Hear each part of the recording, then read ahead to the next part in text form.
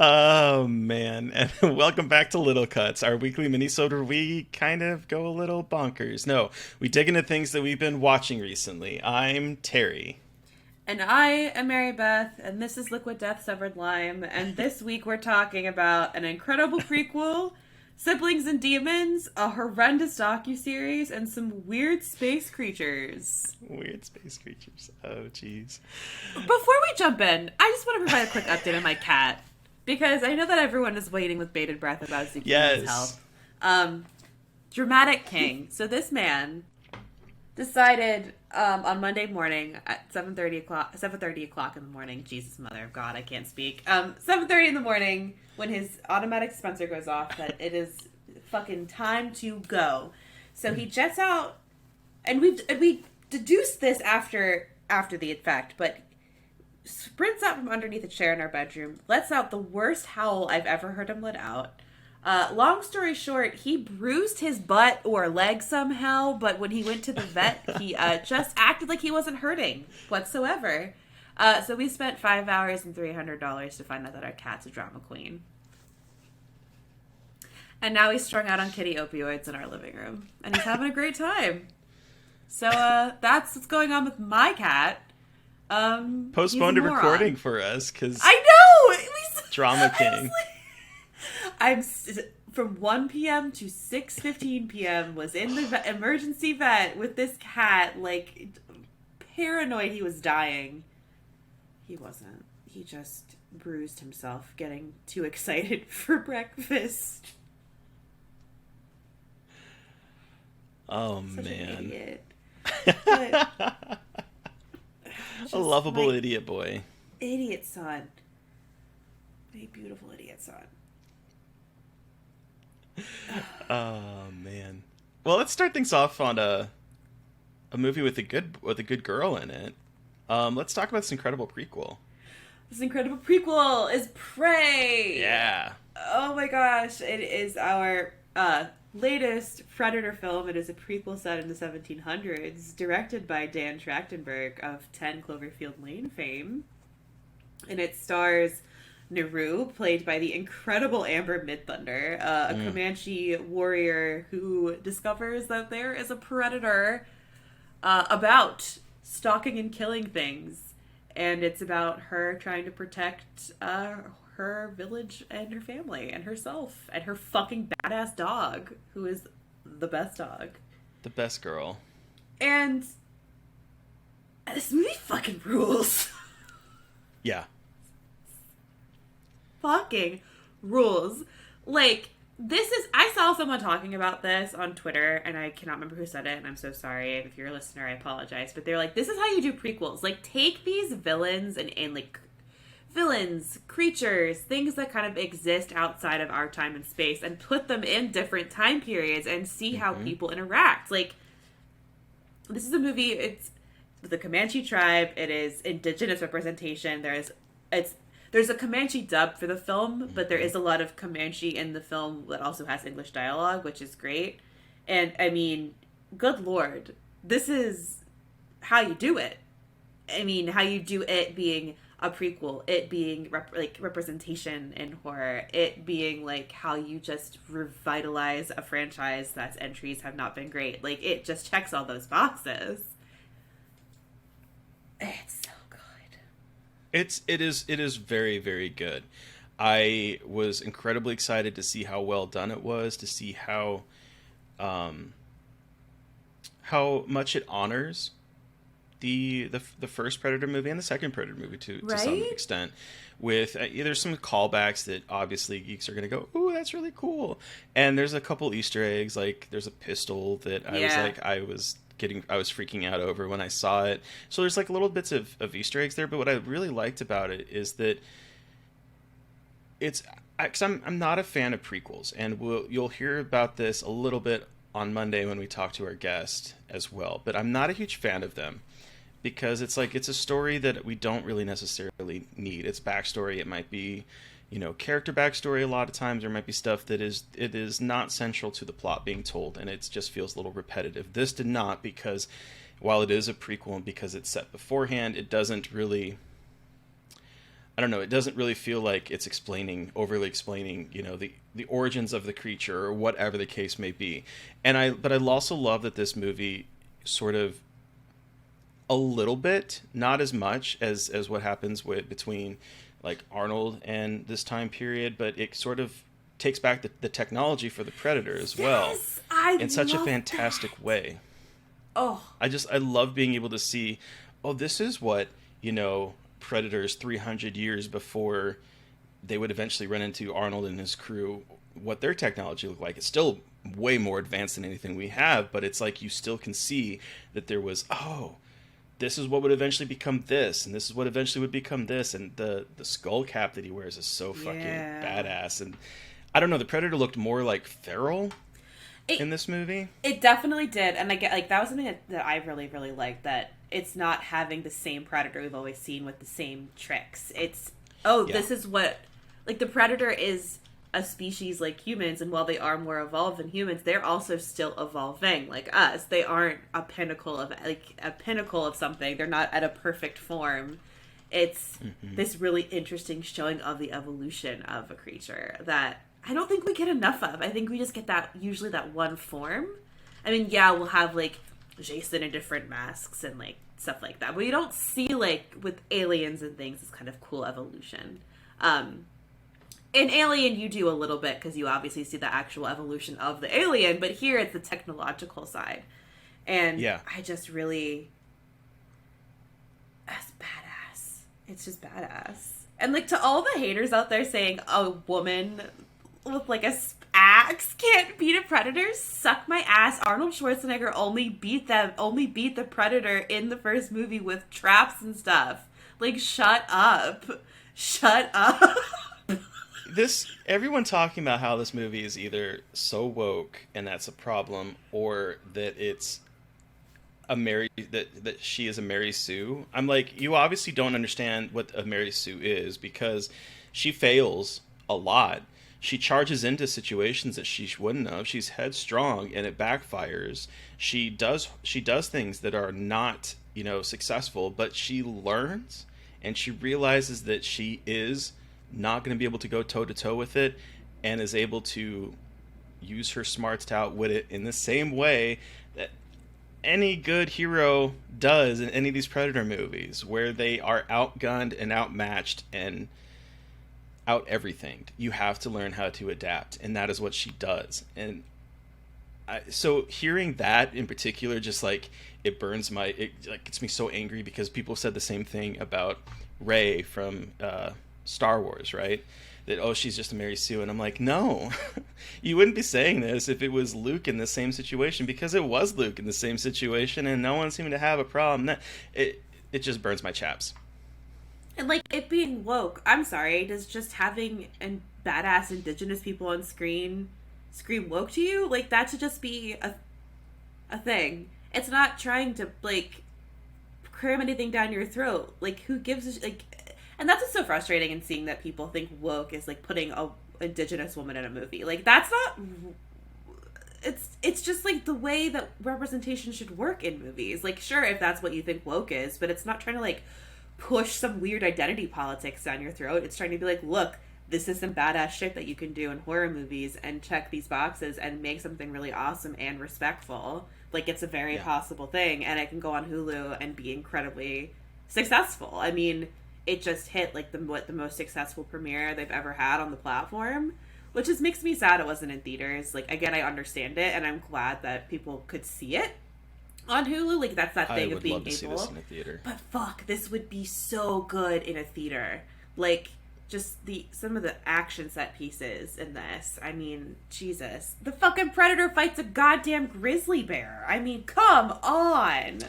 That scene where he's holding it above him and the blood is drenching down and you can start to see his form through it.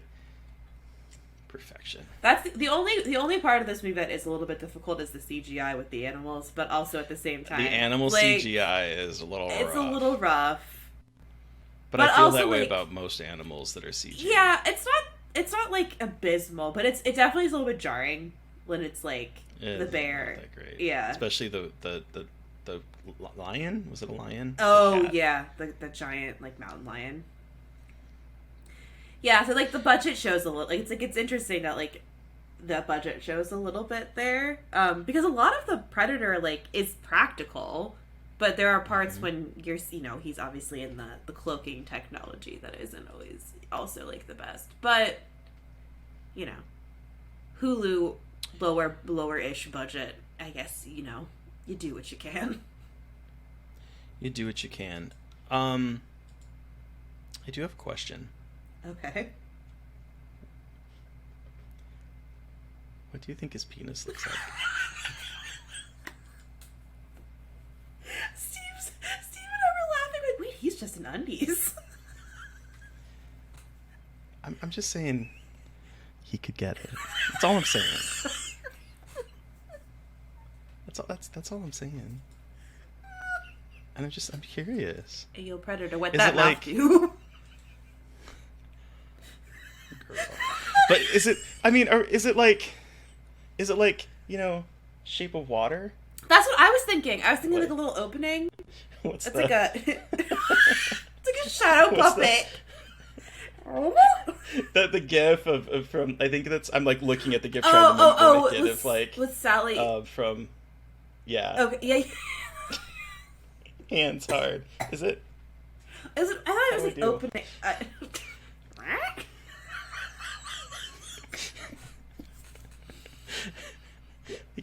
how does that work? I'm just saying. But also the actor that plays the Predator, I mean, he's very attractive. I just posted it in chat. He has biceps. Okay. He's kind of cute. Oh wow. I'm just saying. Okay. Arms. What those arms do? I'm just saying. Yo, boy, what them arms do? Oh wow, he plays a lot of monsters. Mm-hmm. Good for him. I think he's probably a very physical actor. Oh. If you know what I mean. He was in Sweet Home. You saw Sweet Home, right? I haven't seen it. Yeah. Also. Oh fuck! What was her brother's name? Was her brother Tabe? Oh. Tabe. Yeah. Dakota B. Hello, listeners. It's just me now. It's just me. You and me here. We'll have a conversation, and Mary Beth won't know that it's know that's happening or anything because it's just the two. Oh, hi, Mary Beth. Well, this is a cursed recording, y'all, because we just had our recording studio decide to just shit the bed because it is a Wednesday. It has been a busy ass week, and I think all three of us, or four of us, I guess, my computer as well, are just a little tired.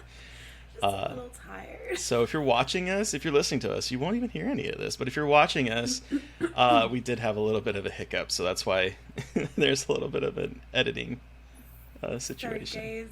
Thanks for your patience. It'll be great. It's Technology just on is me. great. I'm editing this all together, and it'll look great when you watch it on YouTube.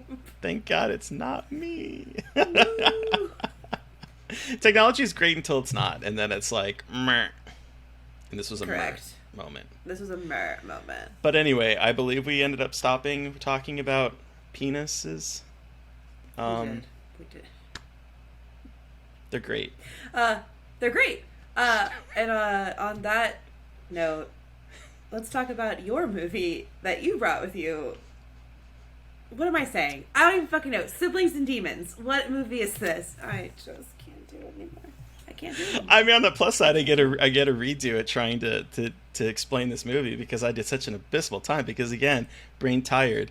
But this is a movie written and directed by Perry Blackshear, who is a writer and director, and he did They Look Like People and did The Siren.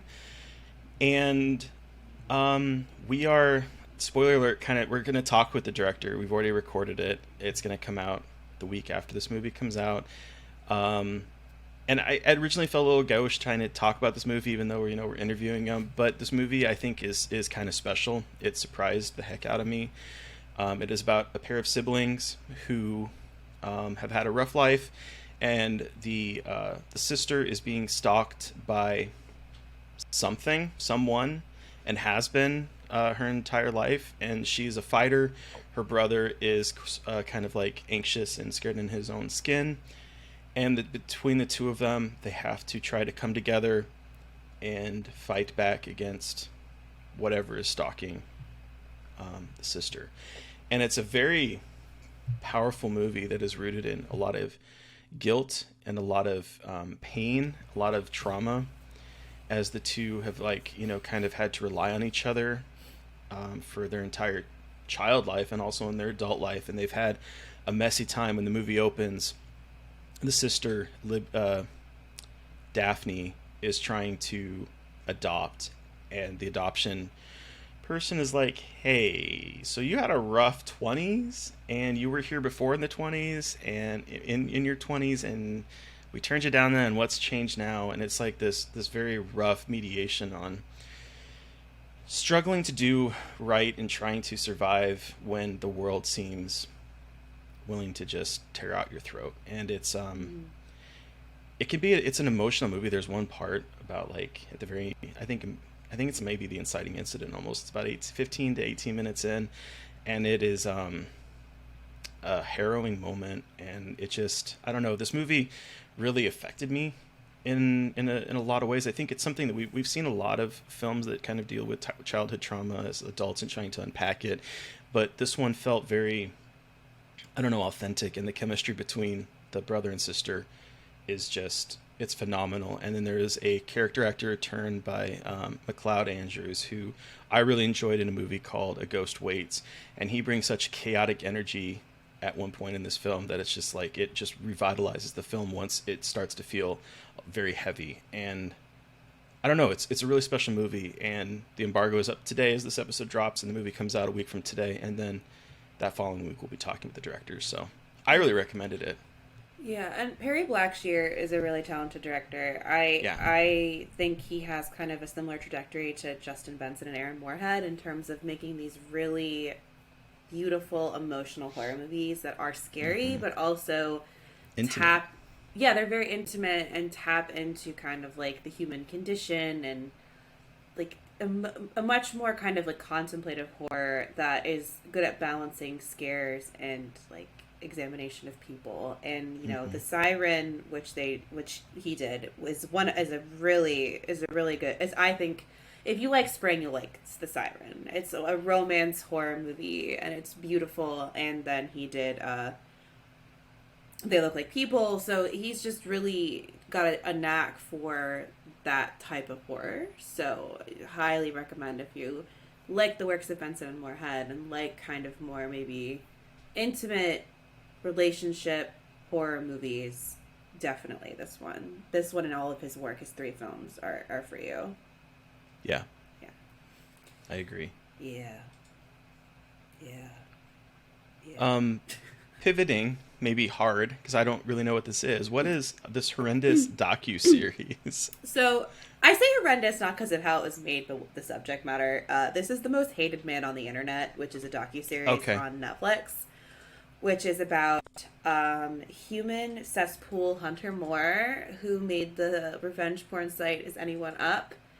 And the docuseries documents how Hunter Moore kind of rose to popularity when the scene aesthetic vibe, what the scene kind of was rising. And so this is when I was in the younger end of this, but this was like with MySpace and the emo screamo band scene was kind of on the rise. And so I was growing up a little bit more on the tail end, but in high school I was kind of in that world.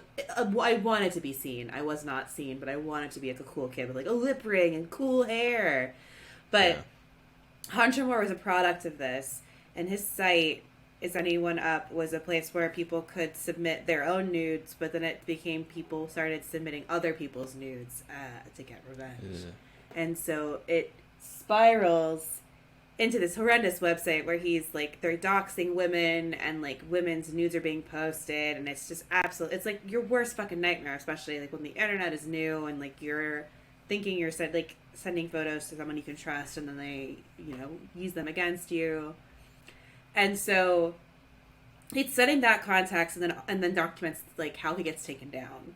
Because fun fact, revenge porn in like the late aughts, early 2010s was not illegal on the federal or state level. So you could do this, and if the person was of age, it was not illegal, and there was nothing you could do to get it taken down. Holy shit, I didn't know that. And neither did I until I watched this fucking show. So, like, this guy's ruining lives, and a woman's daughter gets posted on the site, and she decides, like, fuck this dude. Like, she's a rich white woman married to an attorney, so she has these resources and privilege to be like, fuck this dude, which is great. But it's an interesting kind of look at that dynamic, too, of, like, who gets to get justice. Because a lot of people interviewed in this are women who...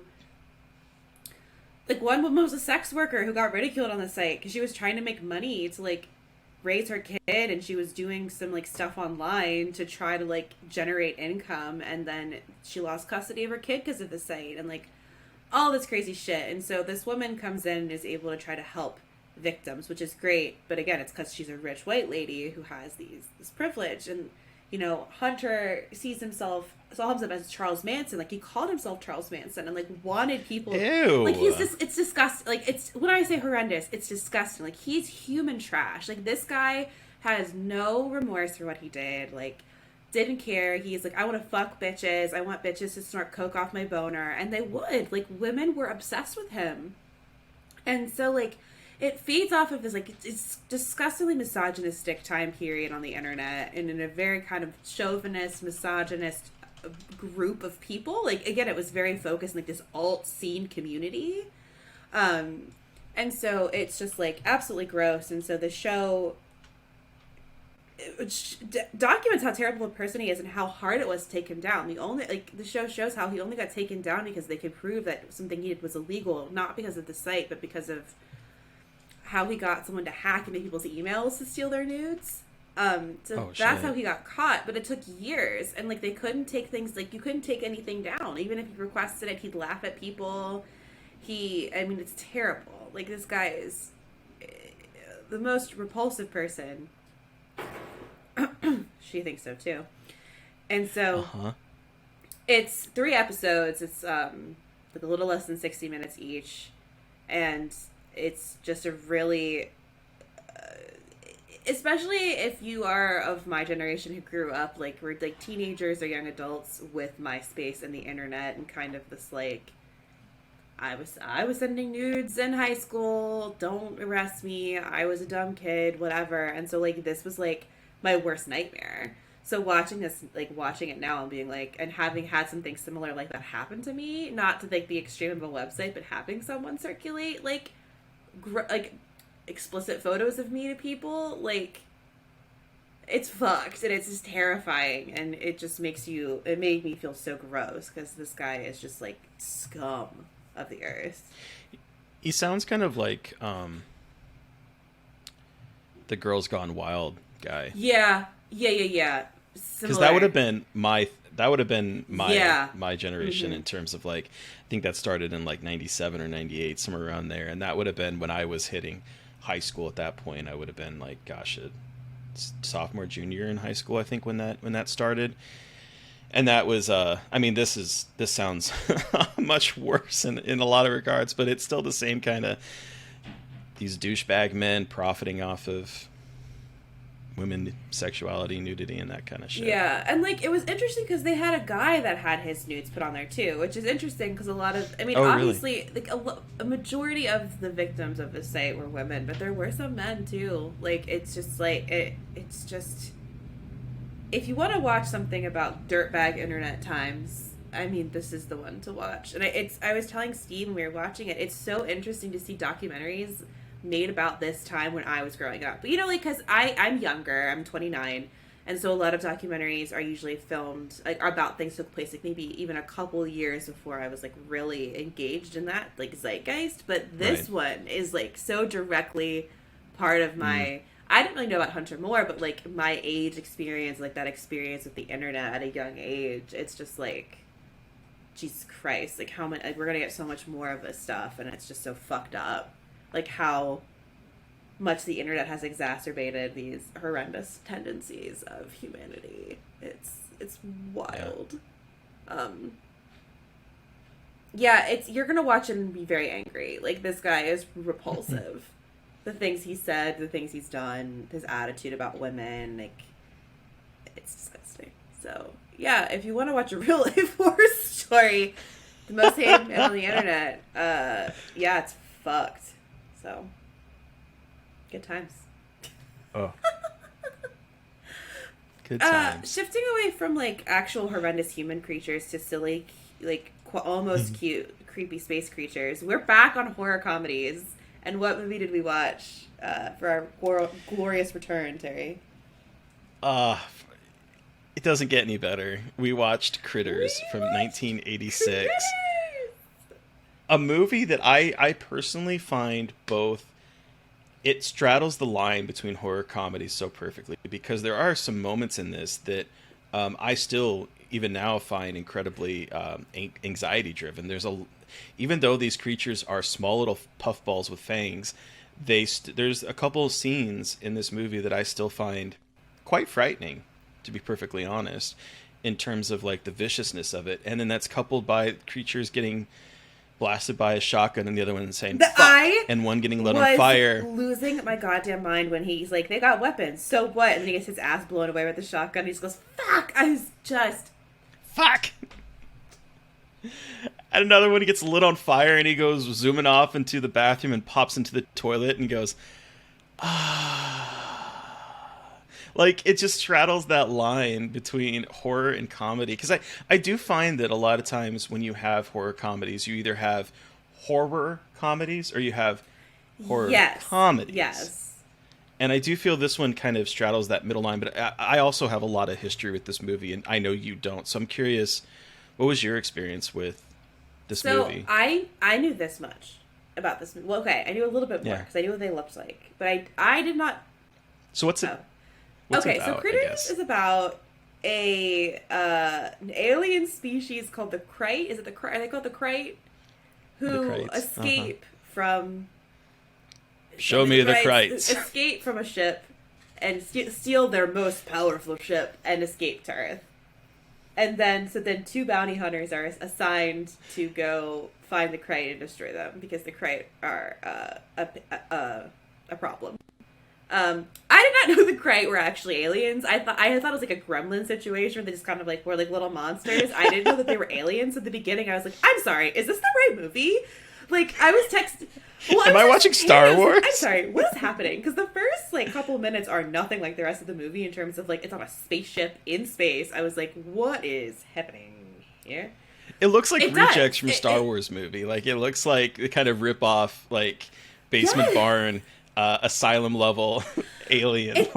This is like, there's a guy that's in a floating thing and he looks like he should be serving Jabba the Hutt. Exactly, and the bounty hunters have like weird, like no faces, and they morph into other people. But so the Krite land in like small town America and on a farm, or in like a farm town, and the tone switches pretty quickly to the Krite just start fucking decimating everybody, and the bounty hunters are looking for them and also decimating everybody. And there's a bowling tournament, and Dee Wallace is a bad bitch, and Billy Zane gets eaten.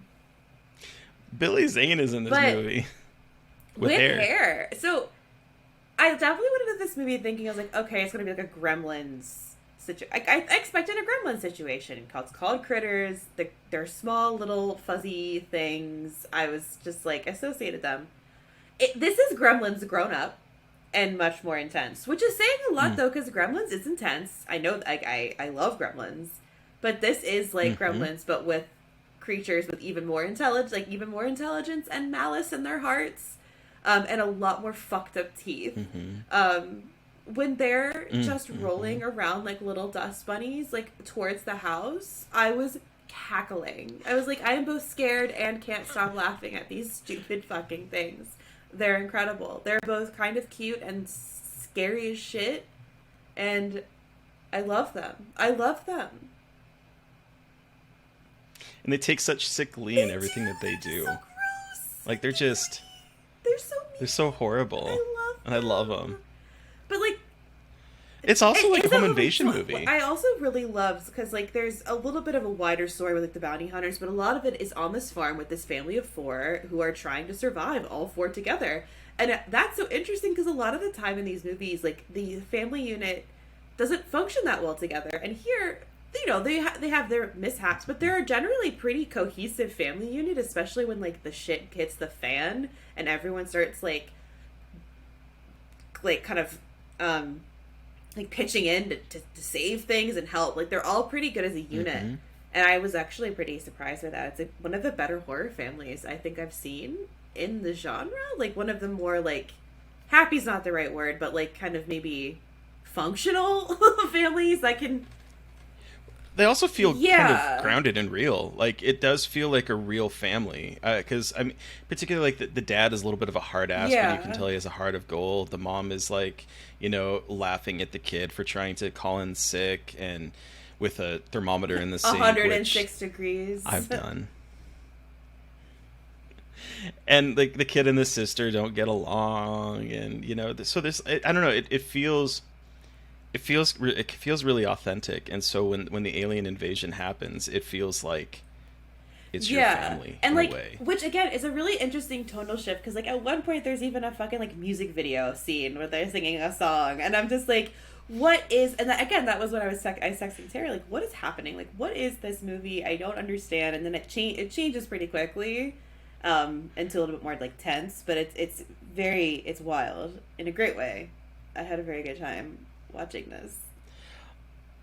Also, I'll just say I think the bounty hunters are non-binary, because and it doesn't happen so much in this movie, but in the sequel, if I remember correctly, I thought it happened in this movie, but in the sequel, one of the bounty hunters sees a picture of a porn star and turns into a woman.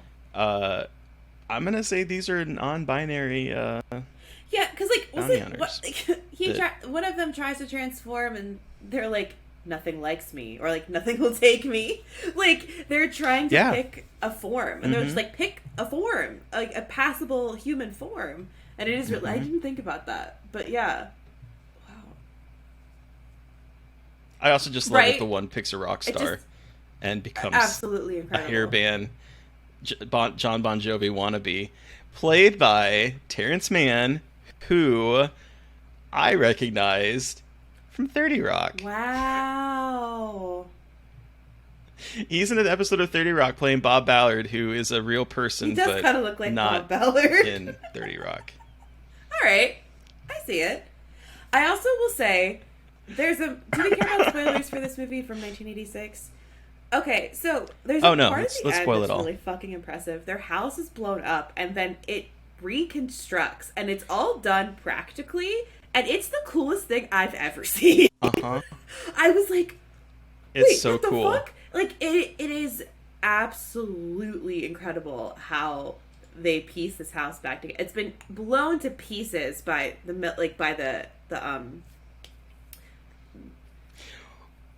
The Kreitz, which I thought was so fucking hilarious, where they take off from their ship and they stop to blow the house up, Yeah. sort of like a big "fuck you" as they're flying back off to space before they blow It's up. incredible. But it's such And so the house is in splinters, and the bounty hunters gave them a fun little device, and they click on it, and it makes the house come back together. Cute, kind of cheesy ending, but the way that it's done is incredible. Very impressive.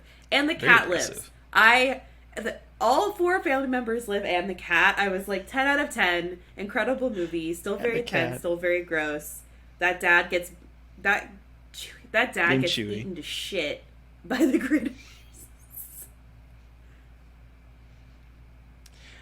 when and if we cover this movie on the main feed, because I still am hoping, I will tell my scarred for life story about this movie, because this movie did affect me, but I'm not gonna share it until we get a guest on. One day. I mean, I'm surprised no one has yet. It's pretty. I could see someone thinking, "Oh yeah, this is like a Gremlins movie," and then being like,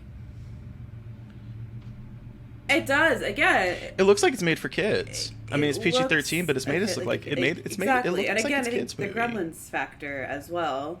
Because when was Gremlins? Mm-hmm. 84. Yeah. Yeah, it was. Yeah, I it was was gonna say. I know it was 84. before this one. I didn't know how old. And I mean, the Gremlins did spawn off a whole lot of these types of movies. Yeah. You know, Critters and Ghoulies and that kind of stuff. But this is definitely one that is considered. You know, we got to rush this to production because Gremlins was such a big hit.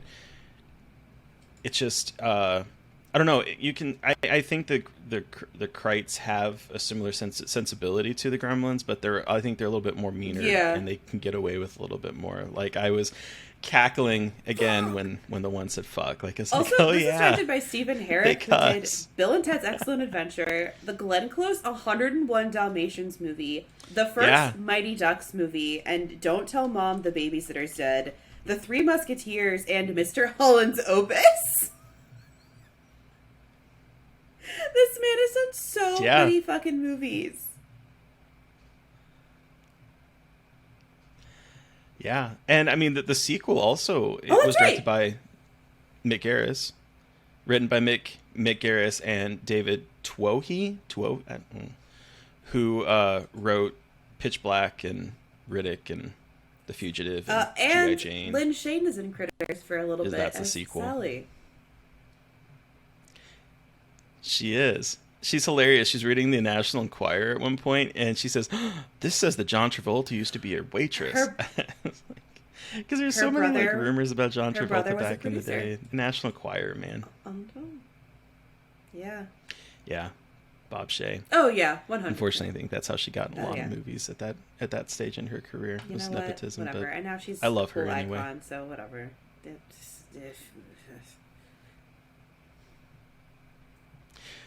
One funny part that really cracked me up though on this rewatch was when the sister is making out with Billy Zane in the barn, and the Krites fly over and the place shakes, and she's like, "The Earth moved," and he's like, And she's "Already?" like, yeah.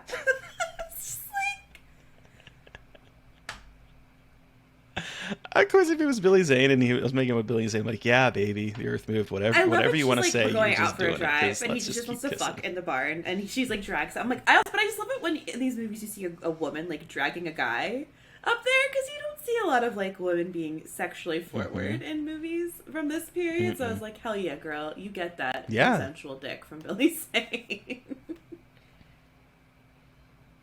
Get it, girl. Get it, But girl. yeah, I'm so glad I watched Critters. I loved it. It is so good, and it's so fun. So very, very. It's so good much time. fun. The first two are really good. I barely remember the third one, other than the fact that it has Leo DiCaprio in it. Didn't know that. Cool. Yeah. What I mean. And then they I go guess- to space. In Yeah, one, I was gonna say. which that makes more does- sense for that this does kind franchise of than any make of the other sense ones, here. But yeah, so we're back for horror comedies. So what are we watching next week for Little Cuts?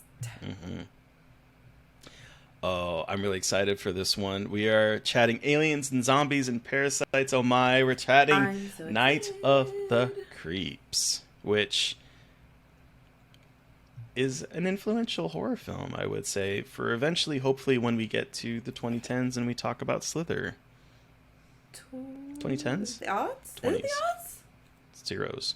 Aughts. When's Words. there? Oh, okay. I When thought it did was Slither come 2006. out? Yeah. Okay. 2006. Oh, shit. Yeah. Jesus. The odds. Uh-huh. Wild. Aughts, not the 10s. Fake. What is time? But yeah. Oh, and who are we talking with Oh, on Monday, I am so Mary very Beth? excited I'm because very we're excited chatting for with this the one. with writer and director William Brent Bell. He is the mind behind iconic aughts slasher film Stay Alive, as well as The Boy, and his latest film is the bonkers Orphan First Kill, prequel to the 2009 film Orphan. And he brought with him a movie I'd never heard of before, but it's fucked up. It's called The Other from 1972. Not The Others, The Other. 1972, which is a film that more people need to fucking see. We need to make this film become a thing in 2022, because I, again, like you, had never even heard of it. And I was really glad when they had reached out about this film that they said, not to be confused with Nicole Kidman movie, The Others, because that's immediately what I went to. But no, this movie is it's awesome. awesome. and no one knows So about come it. for us talking about More Orphan people First need to Kill, talk and about this stay for film. us talking about an underrated 1972 gem that the horror genre owes a lot to. We think. Yeah. Yeah. Talk So. about legacy. Yes, the horror genre owes a lot to this movie. But also, I mean, we unfortunately cannot Yeah. talk about Orphan First Kill because the embargo isn't up yet. I will just say we're talking with the director. So, Yeah. we only talk with So, people that we like. Take that. That's Take one of that the as you benefits will. of us. So, take that as you will. Maybe we'll talk about it next Friday when we're able to. Percolate on But that we are one, talking y'all. with the director. So. So that about does it for this week's Little Cuts, everybody. Mm-hmm. You've heard from us. We want to hear from you. Have you watched anything that we have watched and have thoughts? Do you have suggestions for more horror comedies for us to watch? Let us know through email at scarredforlifepodcast@gmail.com or reach out to us directly on Twitter. I am at MB McAndrews. And I'm at Gaily Dreadful, and I will echo this because we do have a movie coming up that we're going to be talking about because someone on Instagram messaged us about this movie. So if you do message us about movies and tell us We'll do it. this is a movie we want you to cover, Fuck around and find we out. will do it. Also, it'll be coming up, so if you message us about a movie, we're getting to. We just haven't gotten to the year yet. And don't forget to follow the podcast on Twitter at Scar Podcast. And please don't forget to review, rate, and subscribe. We are sitting at 98 ratings and reviews. We're almost to and that also 100. subscribe to us on YouTube Please if you get us haven't. there. We put these Please. videos out every week now with the Little Cuts video recordings, so check them out. They're fun. You can see us be crazy. And also, we keep things in that we don't always put in the audio. So, bonus content, baby. Yeah. It's a little bit more of a raw footage. Yeah, well, thanks, Eric Powers, for the artwork. Thank you to Sean Keller for music. Thank you, everyone, for listening. Please stay safe out there, but most importantly, stay creepy. And until next time.